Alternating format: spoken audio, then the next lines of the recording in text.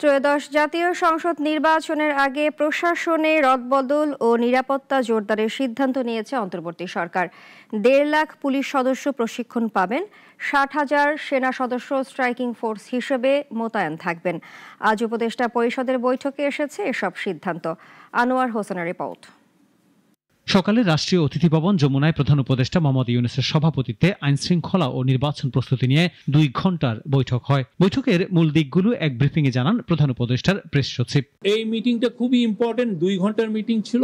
২ ঘন্টার মিটিংয়ে রাজধানীর ফরেন সার্ভিস একাডেমিতে এই ব্রিফিংয়ে শফিকুল আলম জানান, বৈঠকে প্রশাসনের প্রয়োজনীয় রদবদল, পুলিশ ও সেনাবাহিনীর সমন্বয় বাড়ানো এবং ঝুঁকিপূর্ণ কেন্দ্রে বাড়তি নিরাপত্তার সিদ্ধান্ত নেওয়া হয়। সামনে যে ইলেকশন আসছে, ইলেকশনের যে প্রস্তুতি আমাদের কিরকম এবং সেই অনুযায়ী আমরা কি কাজ আরো করতে পারি জোরদারভাবে, সেগুলো নিয়ে আলাপ হয়েছে।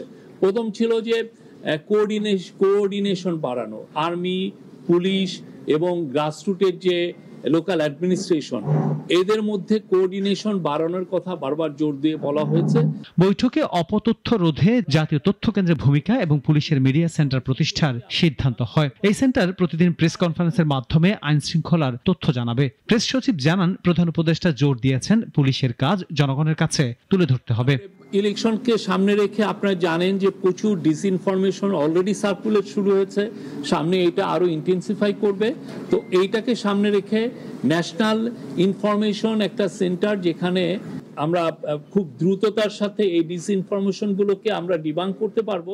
এদিন যুক্তরাষ্ট্রের চার্জ দ্য অ্যাফেয়ার্স ট্রেসি আন জ্যাকবসনের সঙ্গে বৈঠকে মোহাম্মদ ইউনূস সন্ত্রাসের বিরুদ্ধে জিরো টলারেন্স নীতির কথা পুনর্ব্যক্ত করেন। আমরা যথেষ্ট প্রিপেয়ার্ড, আমরা আশা করি এটার একটা ভালো কনক্লুশন হবে। আনোয়ার হোসেন, নাগরিক, ঢাকা।